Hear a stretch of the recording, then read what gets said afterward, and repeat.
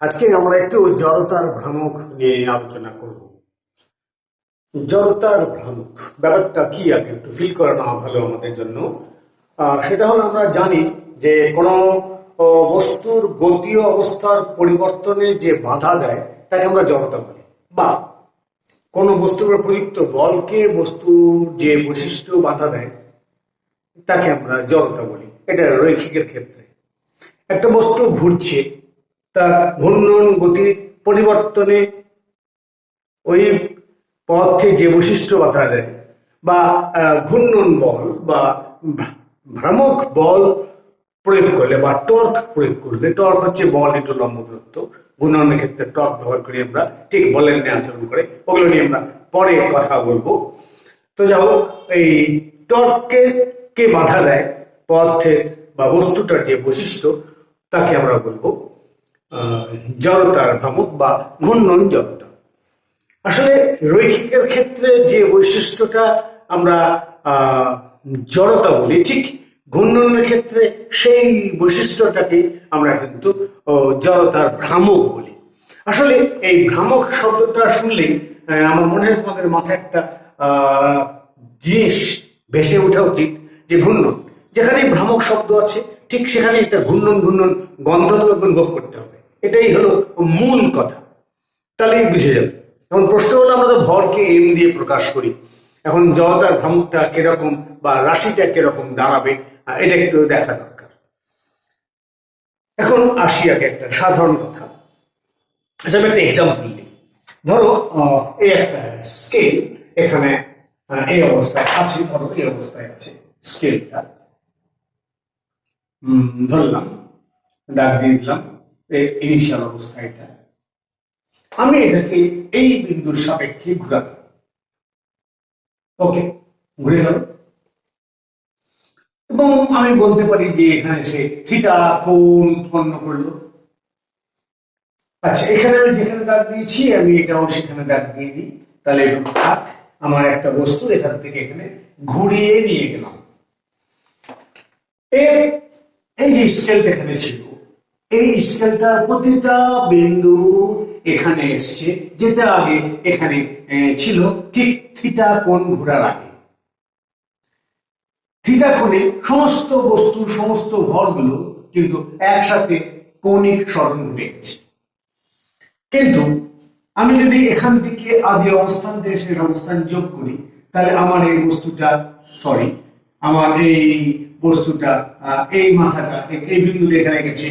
আমি যদি এটা চিন্তা করি, তাহলে এই বিন্দুটা এখানে গেছে, এই বিন্দুটা এখানে গেছে, এই বিন্দুটা এখানে গেছে, এই বিন্দুটা এখানে গেছে, এই বিন্দুটা এখানে গেছে। এখন প্রশ্ন, আমার যদি এই স্কেলটাকে ঘোরাতে আমার টি সেকেন্ড সময় লাগে, তাহলে নিঃসন্দেহে theta equal to omega t, মানে কৌণিক বেগ ওমেগা। একই সময়ে এই কণার যে সরণ, এই কণার সরণ নিঃসন্দেহে তার চেয়ে কম, এই কণার সরণ আরো কম, আরো কম, আরো কম, এবং এখানকার কণার কোনো সরণ ঘটেনি। ফলে এই কণার যাবে, এই কণার তা বেগ না, এই কণা তার চেয়ে কম, এই কণা তার চেয়ে কম, এই কণা তার চেয়ে কম, এই কণা তার চেয়ে কম, এর কোনো বেগ নেই। তাহলে এই কণাটা যদি আমি গতিশক্তি বের করতে চাই, বা এই স্কেলটা যদি আমি গতিশক্তি বের করতে চাই, যেটা ঘূর্ণনের ক্ষেত্রে সৃষ্টি হচ্ছে, আমি কি করে বের করব? আমার বিকল্প পথ একটাই মনে হয় আমাদের আছে। আমি এক কাজ করতে পারি, আমি এটাকে অসংখ্য কণার সমষ্টি হিসেবে কল্পনা করতে পারি, এবং এই কণাগুলো পরস্পরের সঙ্গে দৃঢ় অবস্থানে আছে, অতএব সমস্ত বস্তু সরলে কণাগুলো সেই পরিমাণে সরবে সবাই, এবং আন্তঃআণবিক দূরত্বগুলো কোনো পরিবর্তন ঘটবে না। তাহলে আমি প্রতিটা কণার বেগ এবং তার রেসপেক্টিভ মাস, মানে তার ভর, মানে এই কণার ভর এবং তার বেগ, প্রত্যেকটা কণার ভর এবং বেগ ভিন্ন ভিন্ন ভিন্ন ভিন্ন ভিন্ন ভিন্ন। সেহেতু আমি প্রত্যেকটা কণার বেগের সাথে, বেগের বর্গের সাথে ভর গুণ করে অর্ধেক গুণ করি, মানে প্রতিটা কণার গতিশক্তি হাফ এম ভি স্কয়ার, এই আকারে প্রত্যেকটা গতিশক্তি বের করে আমি যদি যোগ করি, তাহলে নিঃসন্দেহে এর গতিশক্তি মোট পাবো। রিমেম্বার, আমার গতিশক্তি এটা বিস্তার রাশি, এটা তো আমার ভেক্টর, তাহলে E equal to half m m v dot v, not cross, কেননা সমান্তরাল ভেক্টরের ক্রস গুণ 0। অতএব আমার গতিশক্তি কিন্তু স্কেলার রাশি, মাথায় রাখতে হবে কথাটা, গতিশক্তি স্কেলার রাশি। অতএব আমার এর গতিশক্তি আমি মোট বের করব। এই গতির ক্ষেত্রে আমরা কিন্তু কণিক গতির সাথে রৈখিক বেগের সম্পর্ক ভি ইকুয়াল টু ওমেগা আর, এরকম একটা সম্পর্ক তোমাদের কিন্তু জানা আছে। থিটা যদি রৈখিক কণিক সরণ হয় তাহলে কৌণিক বেগ কিন্তু ওমেগা, কৌণিক বেগকে ব্যাসার্ধ দিয়ে গুণ করলে রৈখিক বেগ পাওয়া যায়। আচ্ছা ঠিক আছে, তাহলে এরকম কতগুলো কথা আমি জেনে নিলাম আগে। এখন একটা বস্তু দিয়ে চিন্তা করি যেটা সাধারণত আমরা প্রয়োগ করে থাকি। ধরো এই একটা অক্ষের সাপেক্ষে এই ইচ্ছাধীন একটা আকৃতির বস্তু এই অক্ষের সাপেক্ষে ওমেগা কৌণিক বেগে ঘুরছে। এটা একটা দৃঢ় বস্তু, এর প্রত্যেকটা বিন্দু বিন্দু ভর কণাগুলো সুদৃঢ়, এবং ধরলাম সব কণাগুলোর প্রত্যেকের স্বতন্ত্র ভর আছে, এবং তারা প্রত্যেকে যে অক্ষের সাপেক্ষে ঘুরছে, মানে এই অক্ষের সাপেক্ষে ঘুরছে, তাদের সঙ্গে তাদের দূরত্ব কিন্তু ভিন্ন ভিন্ন। ধরলাম এই কণাটা এখান থেকে r1 দূরত্বে আছে এবং যার ভর m1। ধরলাম এই কণাটা এখান থেকে r2 দূরত্ব আছে যার ভর m2। এই কণাটা এখান থেকে r3 দূরত্বে আছে যার ভর m3। এরকম অনেকগুলো অসংখ্য অসংখ্য অসংখ্য কণার সমষ্টি কল্পনা করলাম। ধরো এই কণাটা ভর m n, মানে n সংখ্যক কণার সমষ্টি কল্পনা করছি, যার দূরত্ব হচ্ছে r। যেহেতু কণাগুলো ভয়, এইসব ভরের কণাগুলো অক্ষ থেকে ভিন্ন ভিন্ন দূরে অবস্থিত, অতএব এর প্রত্যেকের বেগ ভিন্ন ভিন্ন। ধরা যাক এর বেগ v1, এর বেগ v2, এর বেগ v3, এর বেগ vn। তাহলে আমার এই প্রত্যেকটা কণার যদি এখন গতিশক্তির সমষ্টি নির্ণয় করি, তাহলে আমি লিখতে পারি E কে সমান half m1 v1 square plus half m2 v2 square plus half m3 v3 square dot dot, এরকম অসংখ্য n সংখ্যক পদ। আমি লাস্টের পদটা লিখছি হাফ mn vn স্কয়ার। এটাকে একটু সিম্পলিফাই করে এত বড় না লিখে ছোট করে মনে লেখা যায়, এটাকে বলে summation I equal to 1 to n half mi vi square. এটাকে এভাবে পড়লে খুব সুবিধা হয়। এটা মানে হলো যোগ করো i এর মান 1 থেকে n পর্যন্ত বসিয়ে বসিয়ে। হ্যাঁ, আমি কিন্তু বসিয়ে বসিয়ে কথা দুবার বলেছি, শুনতে খারাপ লাগতে পারে, কিন্তু আমার কাছে এই বসিয়ে বসিয়ে বলার তাৎপর্যটা অনেক গুরুত্বপূর্ণ। কেন দেখো, এই পদটা চিন্তা করো। প্রথমে আমি i এর মান 1 বসিয়েছি, যোগ চিহ্ন দিয়ে i এর মান 2 বসিয়েছি, আবার যোগ চিহ্ন দিয়ে i এর মান 3 বসিয়েছি। এরকম প্রত্যেকটা ক্ষেত্রে i এর মান একটা করে বসাচ্ছি এবং যোগ করছি, বসাচ্ছি আর যোগ করছি। এই জন্যই কথাটা বলছি যে যোগ করো i এর মান 1 থেকে n পর্যন্ত বসিয়ে বসিয়ে। এই জন্য আমি দুবার বলছি, ফিলিংসটা ক্লিয়ার করার জন্য। ওকে, আমাদের প্রত্যেকের কৌণিক বেগ যদি ওমেগা হয়, তাহলে নিঃসন্দেহে v1 equal to omega r1, v2 equal to omega r2, and in the same way vn equal to omega rn। এখানে যদি মানগুলো বসাই কি পাবো? হাফ তো আছে, m1 আছে, v1 মানে omega square r1 square plus half m1 m2 omega square r2 square plus half m2 omega square 3 r3 square plus dot dot dot dot dot plus half mn omega square rn square. একে আরো আবার বলি, summation আকারে লেখা যেতে পারে I equal to 1 to n half mi omega square ri square. এখানে দেখো প্রত্যেকের সাথে হাফ কমন যায় এবং ওমেগা স্কয়ার কমন যায়। আমি একটু যোগ করি বা কমন নিয়ে লিখি half m1 r1 square plus m2 r2 square plus m3 r3 square plus dot dot dot dot dot dot mn rn square omega square. হ্যাঁ, তুমি আমাকে বলতে পারো যে ওমেগাটা আপনি আগে নিলেন না, পরে নিলেন কেন, হাফটা আগে নিলেন না কেন? এগুলো লেখার স্টাইল, এবং আমি তোমাদেরকে পরে ব্যাখ্যা করব, বা এখনই বুঝে যাবা যে কেন ব্যাখ্যা করছি। লক্ষ্য করো, আমাদের গতিশক্তির সমীকরণটা আরেকবার এখানে লিখি। ইকে সমান হাফ এম ভি স্কয়ার। দেখো আমার সামনে হাফ আছে, আমার সামনে হাফ আছে, আমার শেষে ভি স্কয়ার আছে, রৈখিক বেগ। এটা কৌণিকের ক্ষেত্রে কৌণিক বেগ আছে। তাহলে এই রাশিটার রিপ্লেসমেন্ট কৌণিকের ক্ষেত্রে এটা কাজ করছে কিনা বলো। এখানে দেখো প্রত্যেকটা ইন্ডিভিজুয়াল কণার ভর এবং অক্ষ থেকে তার দূরত্বের বর্গের গুণফল আছে, গুণফলের সমষ্টি আছে। এটাকে আই যদি লিখে প্রকাশ করি, যদি করি, তাহলে ই কে আমার ই কে সমান দাঁড়াচ্ছে তাহলে হাফ আই ওমেগা স্কয়ার। আমি আই সমান কি ধরেছি? আই সমান কি ধরেছি? Summation I equal two 1 to n m i r i square. এই অংশটুকু ঠিক আছে না? বলবো যে এখানে লিখলেন না কেন? লিখে নাও i equal two 1 to n, তার আগে হাফ আছে, এখানে m i r i square, এটা একটা ব্র্যাকেটে রেখে ওমেগা স্কয়ার দিয়ে দাও। ওকে, নো প্রবলেম। আমি এটাকে i ব্যবহার করেছি, মানে i ইকুয়াল টু, আরো যদি একেবারে গেও কথাই লিখি, তাহলে i ইকুয়াল টু ধরেছি m1 r1 square plus m2 r2 square plus m3 r3 square plus dot dot dot dot dot mn rn square. এটাকে আমি i ধরেছি। কম্পেয়ার করো, তাহলে কি দাঁড়ালো? E K equal to half M V স্কয়ারের সঙ্গে তুলনা করলে এটা ই কে হাফ হাফ একই, বেগ বেগ একই, যদি রৈখিক বেগ আর কৌণিক বেগ, তাহলে রৈখিকের ক্ষেত্রে এম যে বৈশিষ্ট্য বহন করে, কৌণিকের ক্ষেত্রে আই সেই বৈশিষ্ট্য বহন করে। এটা যদি জড়তা হয় তাহলে এটাকে কৌণিক জড়তা বলতে পারি। এটা রৈখিকের ক্ষেত্রে জড়তা, এটা কৌণিকের ক্ষেত্রে জড়তা।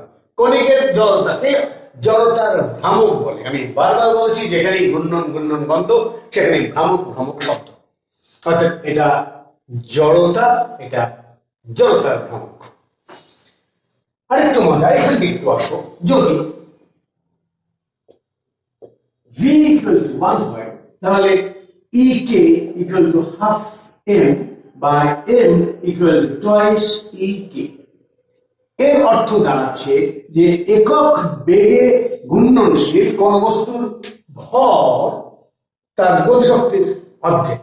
একক কৌণিক বেগে একক বেগে ঘূর্ণনশীল কোন বস্তুর ভর তার গতিশক্তির অর্ধেক। ঠিক এখানেও দেখো, চিন্তা করে আমি এখানেও লিখতে পারি, যদি ওমেগা ইকুয়াল টু 1 হয়, তাহলে E K equal to half I বা আই ইকুয়াল টু 2ek, অর্থাৎ জড়তার ভ্রামক হচ্ছে একক কৌণিক বেগে ঘূর্ণনশীল কোন বস্তুর গতিশক্তির দ্বিগুণ হচ্ছে তার জড়তার ভ্রামক। সেম বৈশিষ্ট্য, খেয়াল। আচ্ছা, আর একটা কথা বলবো, সেটা হলো এই যে এই বস্তুটাকে কল্পনা করো, তুমি মনে করো সম্ভব যে তুমি এটাকে চেপে চেপে ছোট করার চেষ্টা করছো, আয়তন কমাতে কমাতে কমাতে কমাতে শূন্যের কোঠায় নিয়ে আসলে সমস্ত ভর তাহলে একটা বিন্দুতে কনসেন্ট্রেটেড করে গেল। অর্থাৎ এর সমস্ত ভরটা যে বিন্দুতে একটা বিন্দুতে রূপান্তর করলে, ঠিক আছে, থাক ওই অবস্থায়। এখন আমি বলছি, ধরো ওই বস্তুটাকে এখান থেকে এনে এখানে রাখলাম আমি, যার এটার আমার সমস্তটা ভর যদি এম হয়ে থাকে, এম মানে তাহলে আইনসঙ্গত ছিল এম সমান m1 plus m2 plus m3 plus dot dot dot dot dot mn। এই হলো আমার মোট ভর, এগুলো সমস্ত ভরের সমষ্টি, এটা আমার মোট ভর। এটা আমার মোট ভর। এই মোট ভরটাকে আমি একেবারে বিন্দুবৎ বানিয়ে এখান থেকে যে একে দূরত্বে রেখেছি। কোন দূরত্বে রেখেছি? দূরত্বটা হলো যে এই অক্ষের সাপেক্ষে এই বস্তুটা ঘুরতে যে জড়তার ভ্রামকের সৃষ্টি হবে, আমার এই এম ভরের কণাটাকে অক্ষ থেকে যে দূরত্বে রেখে ঘুরলে একই জড়তার ভ্রামক হবে, এই সেই দূরত্বটাকে বলবো চক্রগতির ব্যাসার্ধ। এই বস্তুটা এই অক্ষের সাপেক্ষে ঘুরতে যে জড়তার ভ্রামকের সৃষ্টি হচ্ছে, সমস্ত ভরটাকে একটা বিন্দুতে রূপান্তর করে যে দূরত্বে রেখে ঘুরালে ওই জড়তার ভ্রামকের সৃষ্টি হবে, ওই দূরত্বটাকে বলা হয় চক্রগতির ব্যাসার্ধ। এবং যেহেতু এর সমস্ত ভর একটা বিন্দুতে কেন্দ্রীভূত, সেহেতু তাহলে আমি আই সমান লিখতে পারি আই ইকুয়াল টু সমস্ত ভর ইন্টু দূরত্বের বর্গ। এই দূরত্বটাকে বলা হয় চক্রগতির ব্যাসার্ধ। চক্রগতির ব্যাসার্ধ আর ভার কেন্দ্র এই দুটোকে কখনোই এক বলে কল্পনা করবে না। আমি পরবর্তীতে ব্যাখ্যা দেব এটা কখনোই এক নয়। চক্রগতির ব্যাসার্ধ অর্থাৎ এই ভারটা বলবো ভার কেন্দ্রে রেখে দিলাম, দিয়ে ঘোরালাম, কি হবে? সরি স্যার, হবে না, পরে আসবো। ঠিক আছে, আচ্ছা মোটামুটি আমরা শিখলাম যে আয় হলো আমাদের জড়তার ভ্রামক, ঘূর্ণন জড়তা। ওকে, এই আর এর হলো চক্রগতি ব্যাসার্ধ। এখন আমরা বিভিন্ন বস্তুর, বিভিন্ন আকৃতির বস্তুর জড়তার ভ্রামক নির্ণয় করার চেষ্টা করব। দেখি কতটুকু পারা যায় আছে।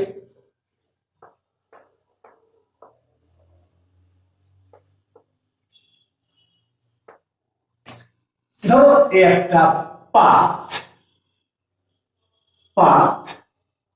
যার দৈর্ঘ্য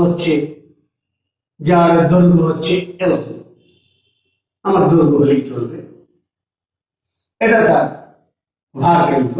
আমি ভার কেন্দ্রগামী এবং পাতের সাথে স্পর্শক বরাবর একটা অক্ষরেখার সাপেক্ষে এটাকে ঘোরাতে চাচ্ছি। সে এই বরাবর ওমেগা কৌণিক বেগে ঘুরছে। ব্যাপারটা ফিল করতে গেলে ফিল করো যে আমি এই যে নিয়েছি এই স্কেলের এই বরাবর নয়, আমি বলেছি ভার কেন্দ্র এবং পাতের সাথে স্পর্শক বরাবর এই বরাবর ঘূর্ণনের চিন্তা করছি। ক্লিয়ার? ওকে, আমি ধরলাম এই পাতটার ভর হচ্ছে এ। তাহলে একক দৈর্ঘ্যের ভর যদি আমি আলফা দিয়ে লিখি, তাহলে একক দৈর্ঘ্যের ভর হচ্ছে এম বাই এল। ওকে, যেহেতু এটা ভার কেন্দ্র দিয়ে গেছে, তাহলে এদিককার দূরত্বটা নিঃসন্দেহে এল বাই টু, আর এদিককার দূরত্বটা নিঃসন্দেহে এল বাই টু। একক দৈর্ঘ্যের ভর এম বাই এল। আচ্ছা, আমি এই অক্ষ থেকে এক্স দূরে আমি ছোট্ট একটা ফালি কল্পনা করছি, যার প্রস্থ ডিএক্স। এটা ডিএক্স মানে এত ক্ষুদ্রাতি ক্ষুদ্র যে এই ফালির মধ্যে যে ভরগুলো অবস্থান করছে, মানে এই ফালির সব ভরগুলো অক্ষ থেকে পুরোপুরি সবসময় এক্স দূরে অবস্থিত, অর্থাৎ প্রত্যেকটা ভর এই অক্ষ থেকে সমদূরবর্তী। সুতরাং এই ভরটিকে আমি একটা বিন্দু ভর বলে কল্পনা করতে পারি এই অক্ষের সাপেক্ষে। ঠিক আছে, যদি এক্স দৈর্ঘ্যের ভর এম হয় এবং একক দৈর্ঘ্যের ভর যদি এম বাই এল হয়, তাহলে ডিএক্স দৈর্ঘ্যের ভর ডিএম সমান হচ্ছে কত? আলফা ডিএক্স, মানে হচ্ছে এম বাই এল। ওকে, আমি ভর পেয়ে গেছি। আমরা কিন্তু সমীকরণে দেখেছি জড়তার ভ্রামক সমান ভর ইন্টু দূরত্বের বর্গ, তাই তো? ভর ইন্টু দূরত্বের বর্গ। তাহলে এই ক্ষুদ্র ভরটা অক্ষ থেকে এক্স দূরে আছে, তাহলে তার জড়তার ভ্রামক কত হবে? আমি বলতে পারি ডিআই, ওই ক্ষুদ্র অংশটার জড়তার ভ্রামক ভর ডিএম ইন্টু দূরত্বের বর্গ, কারণ এই অক্ষ থেকে তার দূরত্ব এক্স। মান বসিয়ে দাও, ডিআই সমান ডিএম সমান কত? ও, এটা ডিএক্স টা লেখা হয়নি এখানে, ডিএক্স টা লেখো m by l dx into x square, বা m by l x square dx। তাহলে সমগ্র পাঠটার জড়তার ভ্রামকটাকে ইন্ডিকেট করে দিতে হবে m by l x square dx। এখন লিমিটটা প্রশ্ন, আমার এটা হচ্ছে অক্ষ, এর সাপেক্ষে এটা হাফ এল, এই অক্ষের সাপেক্ষে এটা হাফ এল, এটা ধনাত্মক দিক, x অক্ষ বরাবর চিন্তা করলে ধনাত্মক দিক, তাহলে এটা ঋণাত্মক। তাহলে লিমিটটা হচ্ছে মাইনাস l/2 থেকে l/2। ওকে, তাহলে i equal two m/l, integrate করলে পাওয়ার একটা বারে পাওয়ার দিয়ে ভাগ হয়, সহজ কথা। আমার লোয়ার লিমিট মাইনাস l/2, আপার লিমিট l/2। তিনটাকে বের করে নিয়ে আসি। i equal to m/3l, l এর x এর জায়গায় l কিউব লিখবো, l/2 whole cube minus l/2 whole cube, বা i সমান m/3l l cube by 8, minus plus হয়ে যাচ্ছে l কিউব বাই 8। তাহলে i equal to m/3l into 2/8 l cube, একটা l কাটে, এই 2 কেটে দিয়ে 4 হয়, তাহলে 3 4 12, তাহলে i সমান হচ্ছে 1/12 ml স্কয়ার। একটা পাতের ভার কেন্দ্রগামী এবং পাতের সাথে স্পর্শক বরাবর জড়তার ভ্রামক হচ্ছে হাফ ml স্কয়ার। ভর এবং তার দূরত্বের বর্গের গুণফলের অর্ধেক হচ্ছে তার জড়তার ভ্রামক। আচ্ছা ঠিক আছে, আরেকটা কাজ করে দিই। দেখো i equal to m 1/√2 l whole square. তাহলে আমি বলতে পারি ভর ইনটু দূরত্বের বর্গ মানে m k স্কয়ার। এটা হচ্ছে জড়তা চক্রগতির ব্যাসার্ধ, লেখা যায় কিনা বলো? চক্রগতির ব্যাসার্ধ। তাহলে k সমান কত? k সমান 1/√2 l। নিঃসন্দেহে এর ভারকেন্দ্র নয়, খেয়াল করো, এটা হলো আমার চক্রগতির ব্যাসার্ধ, এটা হলো আমার জড়তার ভ্রামক। আচ্ছা ওকে, গেল একটা থাক। আচ্ছা একটু লিখে রাখি এখানে, এরকম একটা ছবি দিয়ে লিখে রাখি, i equal to half m l square. আচ্ছা গেল এটা। যদি এই অক্ষটা মাঝখানে না থেকে প্রান্তে থাকতো, এইখানে প্রান্তের সাপেক্ষে জড়তার ভর কত হবে? আচ্ছা ঠিক আছে, আমি ধরে নিলাম এটার দৈর্ঘ্য l আগের মতই আছে, এর ভর m আছে, তাহলে একক দৈর্ঘ্যের ভর আলফা সমান m/l, এটাও ঠিক আছে। x অক্ষ থেকে মানে এখান থেকে মানে যে অক্ষের ঘুরছে তার থেকে x দূরত্বে আমি একটা dx ফালি কল্পনা করে নিলাম, dx, তাহলে dx এর ভর dm ভর সমান আলফা, dx সমান m/l dx। এই পর্যন্ত আমার একই আছে। তাহলে আমি অক্ষ থেকে সমদূরবর্তী ভরগুলো পেয়ে গেছি। অতএব জড়তার ভ্রামক di, ওই ফালিটার জড়তার ভ্রামক ভর ইনটু দূরত্বের বর্গ সমান m/l dx x square, same thing, that's equal to m/l x square dx। তাহলে i সমান কত? Integration m/l x square dx, limit শুধুমাত্র বদলে গেছে 0 থেকে l। তাহলে i ইকুয়াল টু m/l ধ্রুব সংখ্যা, এখানে আমার পাওয়ার একটা বাড়লো, পাওয়ার দিয়ে ভাগ হলো, লিমিট 0 থেকে l। তাহলে i সমান m/l into l cube by 3, l কাটছে, i equal to 1/3 ml square. এটা হলো যদি প্রান্তে অক্ষ থাকে তাহলে তার জড়তার ভ্রামক এটা ঠিক আছে, এটা এখানে এন্ট্রি করে দিই আমি। গুড। এখানে অক্ষ থাকলে আই সমান, ও এটা 12 ছিল, 1/3 m x। এর চক্রগতি ভ্যালু দুটো লিখবো, আই সমান m 1/√3 m the নিচে l square that's equal to m k square. অতএব চক্রগতি ভ্যালু k সমান 1/√3 l। আচ্ছা, আগের বেলা একটু বলে নি একটা কথা। আগের এর বেলায় কি ছিল? k সমান লেখা যাবে না, কি লিখলাম? k সমান কত ছিল? 1/√12l, মানে 1/2√3l, 2√3l, এখানে √3l, অর্থাৎ এর চক্রগতির ব্যাসার্ধ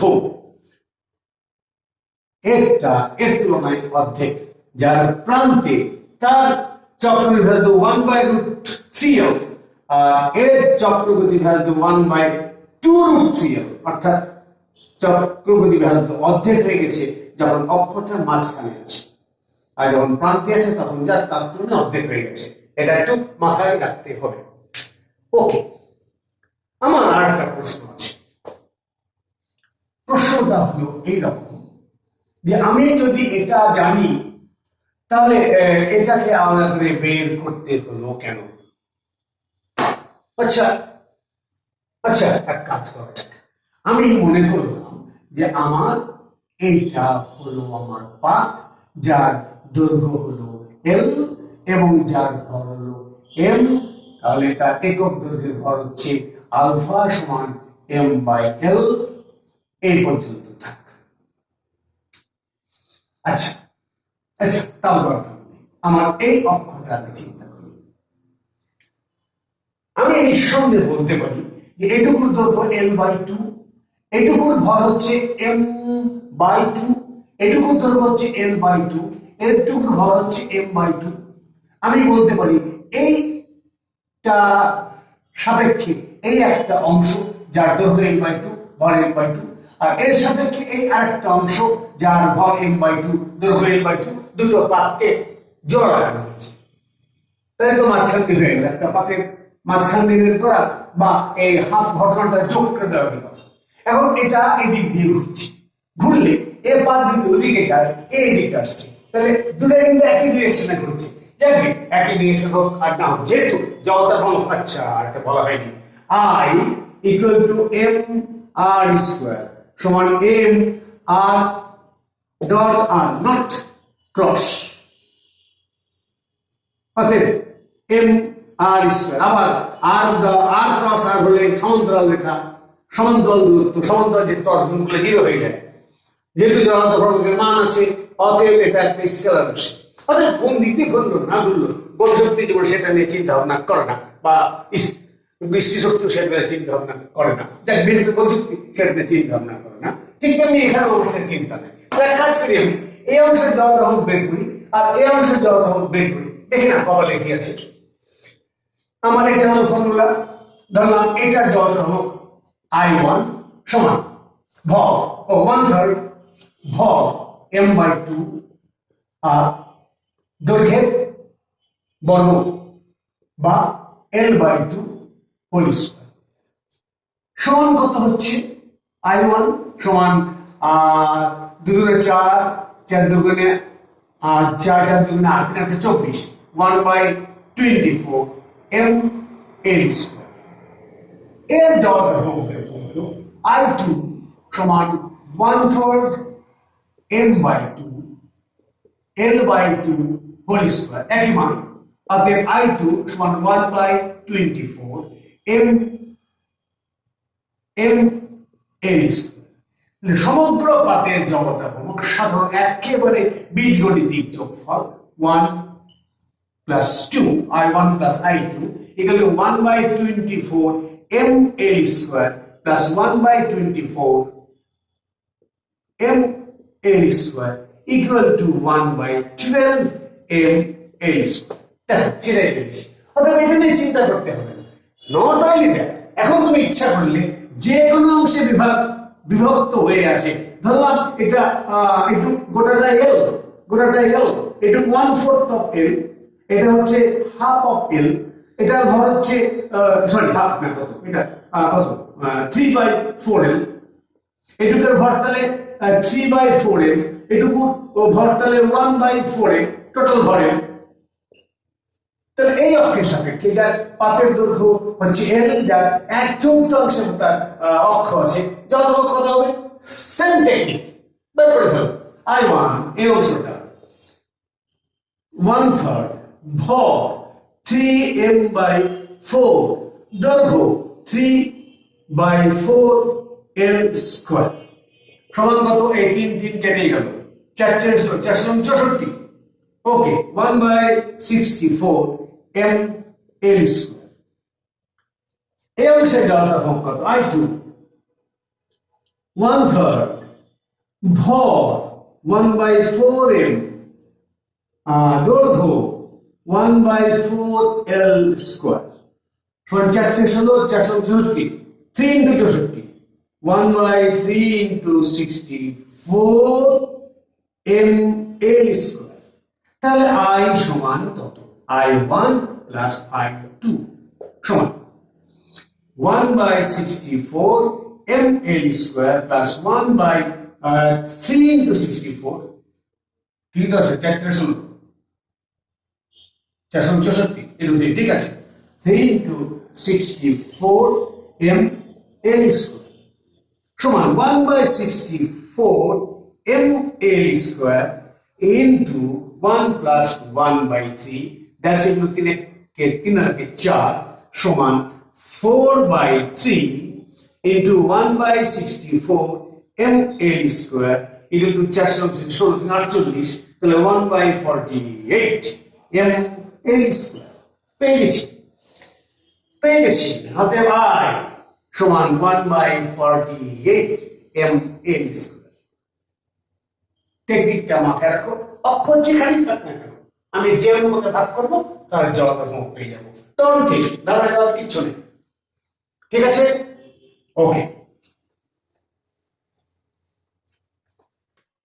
এবার আমরা একটা ত্রিভুজের জড়তার ভ্রামক নির্ণয় করব।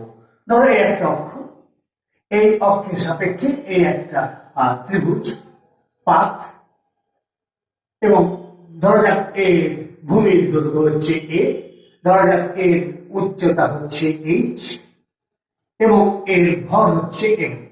এই অক্ষের সাপেক্ষে ওমেগা কৌণিক বেগে ঘুরছে। তাহলে আমার এই ত্রিভুজটার ক্ষেত্রফল অর্ধেক ভূমি ইন্টু উচ্চতা, তাহলে একক দৈর্ঘ্যের ভর হচ্ছে m/a সমান টুয়াইস m/ah। আমি এই অক্ষ থেকে x দূরে একটা চিকন ফালি বিবেচনা করছি, চিকন ফালি, যে ফালিটার প্রস্থ হচ্ছে dx, এবং ধরে নিচ্ছি যে এই ফালির মধ্যে যে ভরগুলো আছে সে সমস্ত ভরগুলো এই অক্ষ থেকে সমদূরবর্তী। ওকে, তাহলে এটুকু আমার দূরত্ব হচ্ছে h-x। আমি ধরে নিলাম আমার এই ফালিটার দৈর্ঘ্য l, যেটা আমার জানা নেই। যেহেতু একই ত্রিভুজের এবং এই রেখাটা এর সমান্তরাল, অতএব এই দুটো ত্রিভুজ, বড়টা এবং ছোটটা মানে সদৃশ ত্রিভুজ, সেক্ষেত্রে আমি লিখতে পারি l/h-x, l/h-x equal to a/h। অতএব l সমান a/h ইন্টু h-x। তাহলে আমার এই ত্রিভুজের ক্ষেত্রফল কত, dA সমান আমার দৈর্ঘ্য ইন্টু তার প্রস্থ dx। তাহলে l সমান হচ্ছে a/h ইন্টু h-x dx। তাহলে আমার ভর dm সমান আলফা dA সমান, আলফা হচ্ছে twice m by ah into a/h h-x dx। a কাটে, তাহলে ডিএম সমান থাকে আমার twice M by H square h minus x dx. আমি যেহেতু একক দৈর্ঘ্যের ভর পেয়ে গেছি, সরি এই চিকটার এই ফালিটার ভর পেয়ে গেছি, তাহলে ফালিটার জড়তার ভ্রামক আই সমান ভর ইন্টু আমার দূরত্বের বর্গ। ভর হচ্ছে কত? Twice M by H square into h minus x dx. আচ্ছা, ডিএক্স লিখছি পরে, আমি এক্স লিখে দিলাম, বাস ডিএক্স। তাহলে সমগ্র পাঁচটার জড়তার ভ্রামক আমার লিমিট হচ্ছে 0 to h, 0 to h twice M by H square H আচ্ছা H X square minus X cube DX, বা I equal to twice M by H square ধ্রুব সংখ্যা।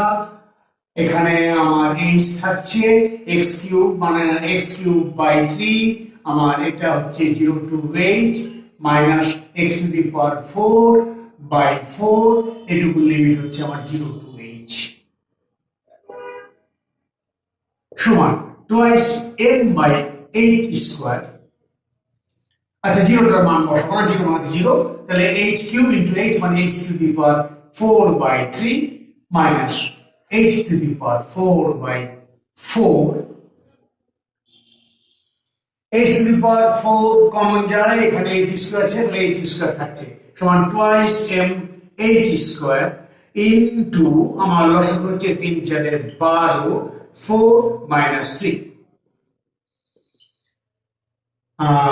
2m h square into 1 by 12 সমান 1 by 6 m h square. এই হলো একটা ত্রিভুজের যে কোনো একটা বাহুর সাপেক্ষে যদি ঘোরে তাহলে তার জড়তার ভ্রামক। আচ্ছা, আরেকটু লিখতে পারি এটাকে, এটা থাকলোই আমার ত্রিভুজের জড়তার ভ্রামক। আমি কি লিখতে পারি? আই সমান m 1 by root over 6 h whole square সমান m k স্কয়ার। তাহলে k সমান কি দাঁড়াচ্ছে? 1 by root over 8 root over 6h। এটা হলো আমার চক্র গতির ব্যাসার্ধ। যাক, তাহলে আমরা ত্রিভুজটা শিখলাম, একটা পাতের শিখলাম, বিভিন্ন জিনিস শিখলাম। এবার একটু আমরা বৃত্তের একটা চাকতি, সোজা কথা চাকতির জলভাবটা একটু শিখব।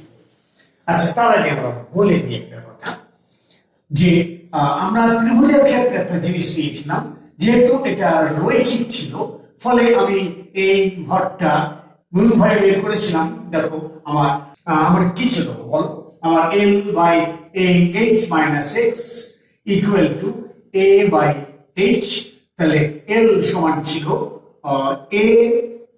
h minus x into a by h, বা h আছে যাও হোয়াটএভার।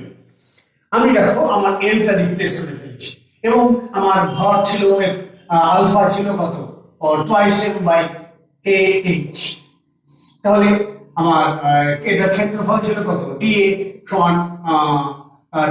সমান L DX equal to H minus X A by H DX. তাহলে আমার ডিএম ছিল কত? যেটা খুব গুরুত্বপূর্ণ, সেটা ছিল আমার twice M by AH into A by H H minus X dx। A কেটে গেছে, সমান আমার ছিল twice m by H square H minus X dx। এখানে যেটা বলতে চাচ্ছিলাম, এটা আমার দেখো আমার এই দৈর্ঘ্যটা x এর উপর ডিপেন্ডেন্ট, অর্থাৎ x চেঞ্জ হওয়ার সঙ্গে সঙ্গে আমার l চেঞ্জ হয়ে যাবে, আর l চেঞ্জ হয়ে গেলে এটুকুর মধ্যে ভর পরিবর্তন হয়ে যাবে। লিনিয়ার বলে এটাকে আমি করতে পেরেছি। কিন্তু আমি যদি একটা চাকতি নিই, বৃত্তের আমি যদি এই অক্ষ বরাবর একটা জড়তা ভাব নির্ণয় করি এবং এখান থেকে যদি একটা চিকন ফালি নিয়ে নিই, তাহলে এর যে প্রস্থ আমি dx ধরবো, আমি যতই কাছে আসবো এর ভর ততই বাড়বে, দূরে গেলে ভর কমবে। তুমি বলতে পারো স্যার এখানে যদি ওই নিয়মে করতে পারেন, এখানে পারছেন না কেন? এখানে আমি আপাতত পারছি না এই কারণে যে যেহেতু এটা বৃত্তীয়, এটা রৈখিক ছিল, এটা বৃত্তীয়, বৃত্তীয় করলেই আমাকে ওই সাইন ফাংশন থিটাতে আসতে হবে, সাইন ফাংশনে আসতে হবে, তোমার জন্য জটিল হয়ে যাবে। অর্থাৎ এই জন্য আমি ধরে নিচ্ছি বা বলছি যে আমি এটা আপাতত এইভাবে পারছি না। ঠিক যেমনি করে আমি এই পাতের বেলায় এই অক্ষ বা এই অক্ষতে করতে পেরেছিলাম, কেননা আমি যে কোনো জায়গায় ভর নিয়েছিলাম, আমার ভরগুলো সমুদ্রবর্তী। কিন্তু যদি পাতটাকে এমনি করে শুইয়ে দেওয়া হয়, তার ভার কেন্দ্র অক্ষের সাপেক্ষে জলভর নির্ণয় করা হয়, তাহলে আমার এক্স দূরত্বে যে একটা ফালি আমি বিবেচনা করব, সেটা আমার অক্ষ থেকে সমুদ্রবর্তী নয়। ফলে আমি কিন্তু এটা এই নিয়মে পারছি না। ঠিক একই কারণে আমি এটা পারছি না। কিন্তু আমি যদি একটা এইভাবে চাকরি নিই, এটা তার কেন্দ্র, এই অক্ষ বরাবর যদি জলভোগ নির্ণয় করতে চাই, তাহলে আমার কোনো সমস্যা নাই। এই কারণে নাই, আমি আর একটু বলে নিই আগে। আমি কিন্তু এই বরাবর বিবেচনা করছি, এটা চাকতি, এই বরাবর বিবেচনা করছি, এই বরাবর নয়। কি সুবিধা আমি পরে বলছি।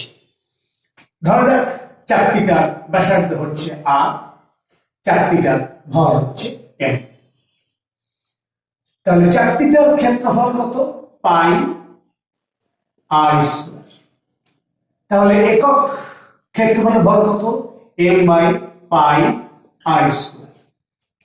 ওকে, আমি এখান থেকে এক্স দূরে একটা চিকন ফালি কেটে নিতে চাচ্ছি, চিকন একটা ফালি কেটে নিতে চাচ্ছি, যার পুরুত্ব হলো ডিএক্স।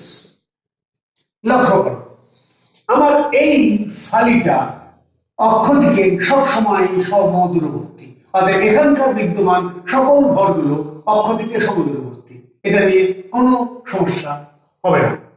আচ্ছা, যদি এর ব্যাসার্ধ এক্স হয়, তাহলে এর পরিসীমা কত? এর পরিসীমা টুয়াইস পাই এক্স। আচ্ছা, আমি যদি এটা কেটে এরকম সোজা করে দিই, তাহলে আমি বলতে পারি এটুকু হচ্ছে আমার ডিএক্স আর এটুকু হচ্ছে টুয়াইস পাই এক্স, পরিসীমা পুরুত্ব। তাহলে আমার এটুকুর ক্ষেত্রফল হচ্ছে dx twice pi x dx. তাহলে এই রিংটার ভর ডিএম সমান আলফা দিয়ে, এটা একক দৈর্ঘ্যের ভর আছে, সরি একক ক্ষেত্রফলের ভর আছে, মান বসিয়ে দাও M by pi R square into twice pi x DX. Pi pi কেটে যায়, তাহলে ডিএম সমান কি থাকে? Twice M X by R square DX. তাহলে রিং এর তো আমি ভর পেয়ে গেছি, তাহলে রিং এর জড়তার ভ্রামক সমান আইনসঙ্গত ভাবে ভর ইন্টু আমার দূরত্বের বর্গ এক্স স্কয়ার, অক্ষ থেকে সমদূরবর্তী আছে। ডিআই এম সমান twice pi m x cube করে দিলাম divide by R square dx. তাহলে আই সমান সমগ্র পাতের জড়তার ভ্রামক লিমিট এক্স এর মান 0 থেকে r পর্যন্ত, 0 to r twice M x cube by R square dx. তাহলে I equal to twice M by R square, integration করলে হ্যাঁ হয়ে যাচ্ছে x to the power 4 by 4 limit 0 to r। I equal to twice m by 2 কেটে যাচ্ছে, নিচে একটা 2 থাকছে, twice r স্কয়ার, আর এখানে হচ্ছে r two the power 4 minus 0। তাহলে r equal to একটা r কেটে যাচ্ছে, হাফ m r স্কয়ার। এই হলো আমার একটা চাকতির জড়তার ভ্রামক, যে চাকতিটার ভার কেন্দ্র দিয়ে বা কেন্দ্র দিয়ে কেন্দ্রের উপর লম্ব, পাতের উপর লম্ব বরাবর অক্ষের জড়তার ভ্রামক। ওকে, আর তাছাড়া আমি আরেকটু কাজ করতে পারি, আমি আই সমান লিখতে পারি m 1 by √2 r whole square dash equal to m k square, তাহলে চক্রগতি ব্যাসার্ধ হচ্ছে 1/√2r। আচ্ছা, আমি এই চাকতির এই ফর্মটা আমার পছন্দ না, আমরা একটু অন্যভাবে চিন্তা করব। আর একটু চিন্তা করবি, তাহলে আরো বুঝতে সুবিধা হবে চাকতির ব্যাপারটা, কারণ আমার এর ফলাফলটা একটু লাগবে। আমি একটা চাকতি নিব, তবে শর্ত হচ্ছে মাঝখানে একটা ফুটা আছে, চাকতিটার মাঝখানে একটা ফুটো আছে। এই অক্ষের সাপেক্ষে জলভোগ দিব, কিন্তু এর মাঝখানে একটা ফুটো আছে। আমি মনে করলাম আমার এই চাকতিটার বড় ব্যাসার্ধ হচ্ছে r1, আর ভিতরে যে ফাঁকাটা আছে তার ব্যাসার্ধ হচ্ছে r2। আমার এই চাকতিটার ভর হচ্ছে m। আচ্ছা, আমার r1 ব্যাসার্ধের ক্ষেত্রফল কত হবে? আমার ক্ষেত্র হচ্ছে পাই r1 স্কয়ার, আর ভিতরে ফাঁকাটা ক্ষেত্রফল কত হবে? পাই r2 স্কয়ার। বিয়োগ করে দিলে আমি এর ক্ষেত্রফল পেয়ে যাব। দ্যাটস ইকুয়াল টু, আমি লিখতে পারি পাই r1 square minus r2 square. তাহলে একক দৈর্ঘ্যে একক ক্ষেত্রফলের ভর কত হচ্ছে? m/a সমান m by pi r1 square minus r2 square. Okay, আমি এর কেন্দ্র থেকে x দূরে একটা চিকন ফালি, ঠিক আগের মতোই চিকন ফালি কল্পনা করলাম, যে ফালির পুরুত্ব হচ্ছে বা প্রস্থ হতে বলবো, প্রস্থ হচ্ছে আমার dx। আচ্ছা, তাহলে এর পরিসীমা হচ্ছে twice pi x into dx। তাহলে আমার ক্ষেত্রফল হচ্ছে dx সমান twice pi x into dx। তাহলে আমার ওই রিংটার ভর m dm সমান আলফা dm। আলফা সমান হচ্ছে m by pi r 1 square minus r2 square into twice pi x dx। Pi pi কেটে যায়, তাহলে dm সমান থাকে m বা twice m by r1 square minus r2 square x dx। Fine, আমি রিংটার ভর পেয়ে গেছি। সুতরাং ওই রিংটার জড়তার ভ্রামক di সমান ভর dm ইন্টু আমার এই দূরত্বের বর্গ x স্কয়ার। dm সমান কত? Twice m by r1 square minus r2 square into x আছে আর এখানে x কিউব dx। তাহলে সমগ্র চাকতিটার জলদ্রব্য কত? আচ্ছা, এর একটু বলে নিই। আমি x কে নিয়েছিলাম, তার একটা কন্ডিশন আছে, দেখো x must be r greater than r2 and less than r1 আর ইকুয়াল টু হতে পারে। এর x টু এর থেকে ছোট হয়ে গেলে আমার ভিতরে ঢুকে যাবে, ওখানে আমার কোনো পথ নাই। আর কি বলে r1 এর চেয়ে বড় হয়ে গেলে কোনো পথ নাই। অতএব আমার x এর সীমা হচ্ছে r2 থেকে r1, r2 থেকে r1। ওকে, r2 থেকে r1 twice m by r1 square minus r2 square x cube dx। তাহলে i equal to twice m by r1 square minus r2 square common নিয়ে নিলাম, এটাকে ইন্টিগ্রেট করছি x to the power 4/4 limit r2 থেকে r1। এটা কেটে যায়, half থাকে, half m by r1 square minus r2 square, আর এখানে থাকছে আমার r1 to the power 4 minus r2 to the power 4 সমান 1 by m by r1 square minus r2 square, কিন্তু বাবা লিখতে হবে, into r1 square plus r2 square into r1 square minus r2 square. এটা কেটে যায়, তাহলে আমার ফাইনালি থাকে i equal to half m r1 square plus r2 square. এটা আমার কাছে খুবই গুরুত্বপূর্ণ। একটু পরে বলছি, তার আগে আমি একটু লিখে নিই। আগে চক্রগতির ব্যাসার্ধটা বের করে নিই। এম ব্র্যাকেটে লিখছি আমি 1/√2 into r1 square plus r2 square, এটাও রুট মানে হাফ দিয়ে দিই স্কোয়ার করে দিই, তাহলে থাকে আমার এম কে স্কোয়ার। তাহলে কে সমান দাঁড়ালো 1/√2 of r1 square plus r2 square two the power half. এটা হচ্ছে আমার চক্রগতির ব্যাসার্ধ। আচ্ছা, এটা তত ইম্পর্টেন্ট নয়, আমার এটা ইম্পর্টেন্ট। আসে এখানে আসে আমার একটা ফুটা, যার ভিতরে ব্যাসার্ধ r2, বাইরে ব্যাসার্ধ r1, তার জড়তার ভ্রামক I = 1/2, এম হচ্ছে সমগ্রটার ভর, r1 square plus r2 square.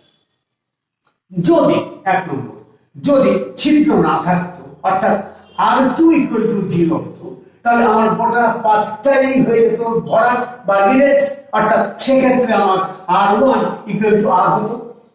আমি যদি এখন এই মানটা এখানে বসাই, তাহলে I = হাফ m r1 এর জায়গায় r স্কোয়ার, এটা 0 হয়ে গেছে। দেখো, একটা নিরেট চাকতি ভাগকেন্দ্রগামী এবং পাতের উপর লম্ব অক্ষের যতক্ষণ যা শিখেছিলাম তাই পেয়ে গেলাম।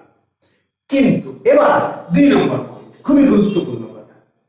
যদি আমার এমন হয় যে r1 = r2 = r, তার মানে হচ্ছে খালি এই বাইরের রিংটা আছে, শুধু মানে এত চিকন যে তার ভিতরের ব্যাসার্ধ আর বাইরের ব্যাসার্ধ প্রায় এক। যেমন ধরো হাতের চুড়ি, সাইকেলের রিং বা এই জাতীয় যা সমস্ত ঘরটা বাউন্ডারিতে অবস্থান করে, যেমন গরু গাড়ির চাকার যে বেঁধে রাখার জন্য যে পাত, এগুলো জড়তার ভ্রামক।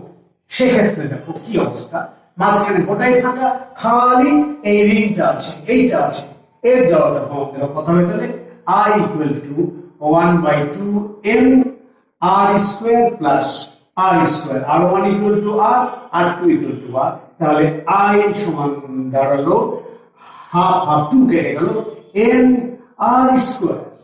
এই দেখো, একটা রিংয়ের জড়তার ভ্রামক m r স্কোয়ার, সেম ভরের একটা চাকতির জড়তার ভ্রামক হচ্ছে হাফ m r স্কোয়ার। এখানে কিন্তু আমার চক্রগতির ব্যাসার্ধ k = r, এর বেলায় চক্রগতির ব্যাসার্ধ হচ্ছে k = 1/√2 r। আমি বারবার বলেছিলাম, আবার বলে দিচ্ছি যে চক্রগতির ব্যাসার্ধ আর ভারকেন্দ্র এক জিনিস নয়। চক্রগতির ব্যাসার্ধ এবং ভারকেন্দ্র এক জিনিস নয়। আচ্ছা, মোটামুটি অনেকখানি শেষ করে ফেলেছি। আর টুকিটে কিছু আছে, যেমন গোলকের জড়তার ভ্রামক, তারপরে নিরেট গোলকের, ফাঁপা গোলকের, এগুলো আমাদের দেখাতে হবে, বাদ হয়ে গেছে। তোমাদের বইটার প্রমাণ নাই, কিন্তু অঙ্কের ক্ষেত্রে, অঙ্ক প্রয়োগ করার ক্ষেত্রে অঙ্কে দিয়ে দেয়, অতএব সেটা তোমাকে জেনে নিতে হবে। আর কিছু কথা ছিল, সেটা হচ্ছে আমরা এখনো করতে পারিনি, সেগুলো শিখতে হবে। যেমন আমরা এটা পারিনি, এই পাতের এটাকে পারিনি, কিংবা এই ধরো এই একটা গাণিতিক সাপেক্ষে এই একটা কে জড়তাভ্রামক কত হবে তা জানি না, বা একটা হাত পাখার জড়তাভ্রামক কত হবে তা জানি না, বা এরকম একটা জিনিসের জড়তাভ্রামক কত হবে তা বের করতে শিখিনি। একটা সিলিন্ডারের জড়তাভ্রামক এই অক্ষ বরাবর কত হবে জানি। আচ্ছা, বাকিগুলো ত্রিমাত্রিকগুলো বাদ রেখেছি আমরা, এগুলো আগ্রহী আলোচনা করে নেব। এগুলো দুটো উপপাদ্য শিখতে হবে, তখন আমরা পারবো। একটা হচ্ছে সমান্তরাল অক্ষ সমীকরণ উপপাদ্য, আর একটা হচ্ছে লম্ব অক্ষ সমীকরণ উপপাদ্য। ওকে, আজ থাক। মেনি থ্যাঙ্কস, অনেক ধৈর্য দিয়ে থাকলে। আগামী দিন আবার দেখা হবে।